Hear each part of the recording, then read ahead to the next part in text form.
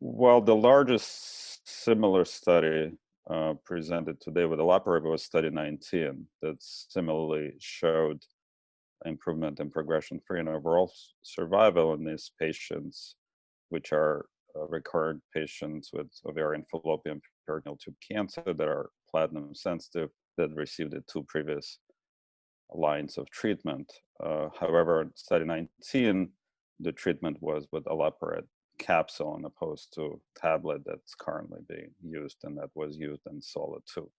And of course, SOLO2 presented the primary data showing improvement in progression-free survival, and at that time, overall survival data was not available. So current ASCO presentation is a follow-up to this originally presented 2 years ago at this point.